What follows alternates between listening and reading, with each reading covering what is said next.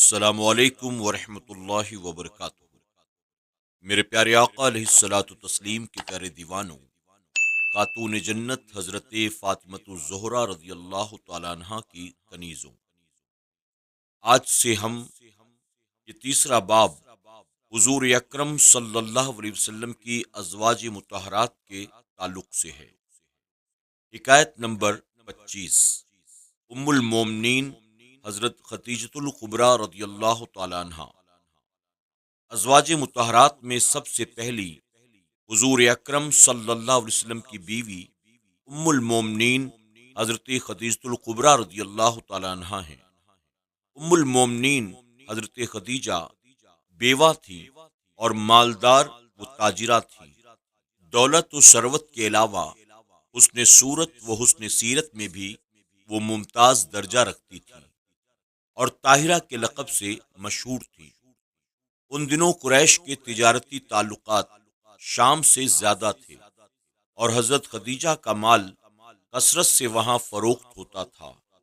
چنانچہ حضرت خدیجہ رضی اللہ تعالیٰ عنہ لوگوں کو ملازم رکھتی اور ان کے ذریعے اپنا کاروبار چلاتی تھیں۔ اللہ رب العزت نے روپیہ پیسہ کثرت سے دیا تھا، مگر پے در پے صدموں کی وجہ سے طبیعت دنیا سے سیر ہو چکی تھی۔ حضور اکرم صلی اللہ علیہ وسلم کی عمر مبارک جب 25 سال کی ہوئی، اس وقت تک آپ کے پاکیزہ اخلاق و صفات کا کافی شہرہ ہو چکا تھا۔ عرب کے ہر گوشے میں آپ امین کے لقب سے یاد کیے جاتے تھے۔ حضرت خدیجہ رضی اللہ تعالیٰ عنہ، جن کی عقیدت نواز آنکھیں پہلے ہی ایسے فرد مقدس کی جستجو میں تھیں، بڑے اشتیاق سے آپ کی پذیرائی کے لیے آمادہ ہوئیں اور حضور اکرم صلی اللہ علیہ وسلم کی خدمت میں پیغام بھیجا کہ اگر آپ میرا مال تجارت شام تک لے جایا کریں تو میں اپنا غلام میسرہ آپ کے ساتھ کر دوں اور جتنا معاوضہ اور لوگوں کو دیتی ہوں اس سے دگنا آپ کو دیا کروں گی۔ ادھر حضور اکرم صلی اللہ علیہ وسلم کو اپنے سرپرست چچا ابو طالب کے ذریعے سے حضرت خدیجہ کی تجارت کا حال معلوم ہو چکا تھا، اس لیے آپ نے بلا تکلف اسے منظور فرما لیا اور تجارت کا سامان لے کر بصرہ کا رخ کیا۔ اتفاق کی بات ہے، آپ جتنا مال لے گئے تھے یہ سب فروخت ہو گیا اور مکہ میں آ کر جب نفع کا حساب دیا گیا تو جتنا پہلے ہوا کرتا تھا اس سے دگنا تھا۔ حضرت خدیجہ بہت خوش ہوئیں، جتنی رقم آپ کے لیے نامزد کی تھی اس کی دگنی آپ کی نظر کی۔ اس دوران میں حضرت خدیجہ کو حضور اکرم صلی اللہ علیہ وسلم کے کافی حالات معلوم ہو چکے تھے۔ آپ کی نگاہوں میں حضور صلی اللہ علیہ وسلم کی عزت بڑھتی جاتی تھی، چنانچہ انہوں نے اپنی ایک سہیلی نفیسہ کو پیامبر بنا کر حضور اکرم صلی اللہ علیہ وسلم کو پیام نکاح بھیجا۔ حضرت خدیجہ کے والد کا انتقال ہو چکا تھا، اس لیے ان کے چچا عمرو بن اسد ان کے سرپرست تھے۔ آخر کار حضور اکرم صلی اللہ علیہ وسلم کے چچا ابو طالب اور تمام خاندان کے بزرگ حضرات خدیجہ کے گھر پر جمع ہوئے اور ابو طالب نے نکاح کا خطبہ پڑھا۔ 500 درہم طلائی مہر یعنی سونا مہر قرار پایا اور حضرت خدیجہ حضور اکرم صلی اللہ علیہ وسلم کے نکاح میں آ گئیں۔ اس وقت حضور اکرم صلی اللہ علیہ وسلم کی عمر شریف 25 سال اور حضرت خدیجۃ الکبریٰ رضی اللہ تعالیٰ عنہ کی عمر 40 سال تھی۔ سبق: ہمارے حضور صلی اللہ علیہ وسلم کی صداقت و دیانت یعنی سچائی اور ایمانداری اور امانت کا چرچا شروع ہی سے چلا آ رہا ہے۔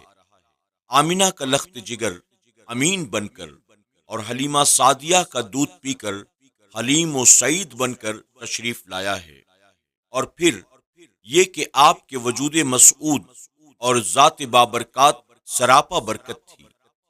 جس مال تجارت کو آپ کا مبارک ہاتھ لگ گیا وہ بک گیا اور نفع بھی دگنا ہو گیا۔ اس امین و سعید طاہر و مطہر محبوب کے لیے خدا نے انتخاب بھی اس مقدس خاتون کا کیا جو طاہرہ کے لقب سے مشہور تھیں۔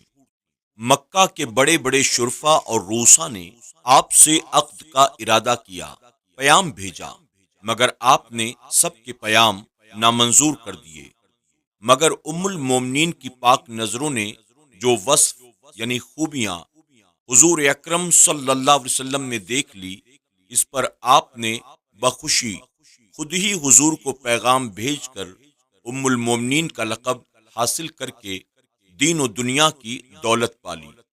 مگر افسوس کہ آج کل کے مرد میں امانت و دیانت اور دین کی چاہ ہی نہیں دیکھی جاتی، بلکہ اس کی خیانت میں مہارت اور اس کی تنخواہ دیکھی جاتی ہے۔ یہ بھی معلوم ہوا کہ آج کل کے یوروپ کے متعصب مورخ یعنی تنگ نظر تاریخ لکھنے والے اور یوروپ مارکا ماڈرن مفسر معاذ اللہ حضور اکرم صلی اللہ علیہ وسلم کی شان میں کثرت ازدواج یعنی زیادہ نکاح کے پیش نظر یہ بکواس کرتے ہیں کہ حضور کا میلان عورتوں کی طرف زیادہ تھا۔ استغفر اللہ، سراسر حماقت و جہالت و عداوت ہے۔ بالفرض اگر ایسا ہوتا تو آپ اپنی 25 سال کی عمر شریف میں کسی ہم عمر لڑکی سے نکاح فرماتے، نہ کہ 40 سالہ بیوہ سے۔ یوروپ کے یہ 70 سال کے بوڑھے پاپی داڑھی مونچھیں منڈا کر مصنوعی جوان بن کر کمسن عورتوں کو دولت کا لالچ دے کر نکاح کر لیں یا داشتہ بنا لیں یا بہکا لے جائیں، یہ سب تہذیب اور جائز ہے۔ اسی طرح یورپ زدہ ماڈرن زبان سے حضور طاہر و مطہر حضور اکرم صلی اللہ علیہ وسلم کی پاکیزہ زندگی پر اعتراض کرتا ہے۔ ان کم علم اور عقل کے اندھوں کو حضور کی عظمت و حکمت کی کہاں خبر؟ ذرا غور کیجئے کہ 40 سالہ بیوہ عورت سے حضور اکرم صلی اللہ علیہ وسلم نے 25 سال کی عمر میں نکاح فرمایا، اور پھر حضرت خدیجہ کی زندگی میں دوسری کسی عورت سے آپ نے نکاح نہیں فرمایا۔ انصاف پیش نظر ہو تو یہ حضور کی پاکیزگی اور بلندی کردار کی دلیل ہے، نہ کہ اس بکواس کی جو ایسے لوگ کرتے ہیں۔ یہ بھی معلوم ہوا کہ حضور اکرم صلی اللہ علیہ وسلم کے ارشادات کے مطابق اگر تجارت کے لیے جائیں تو تجارت میں نفع و برکت پیدا ہوتی ہے۔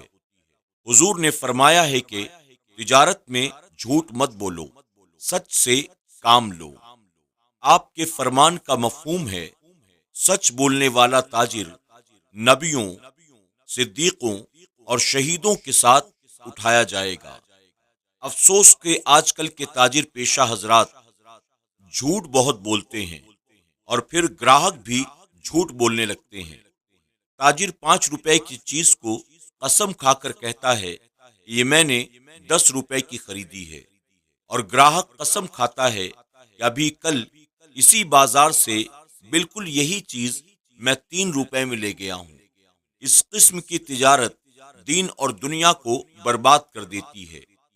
حضور اکرم صلی اللہ علیہ وسلم کے ارشادات کے مطابق بات سچی کرو اور ایک کرو۔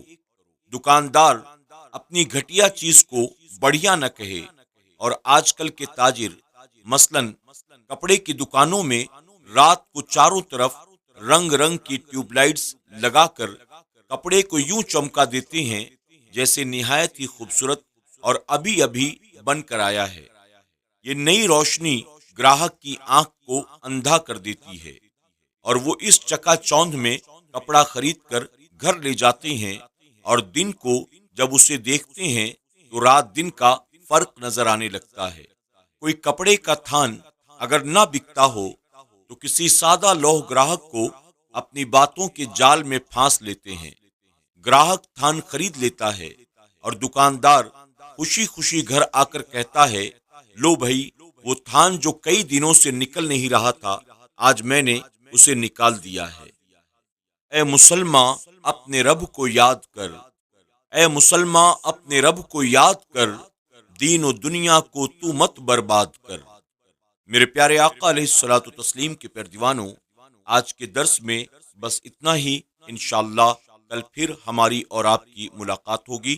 السلام علیکم ورحمۃ اللہ وبرکاتہ۔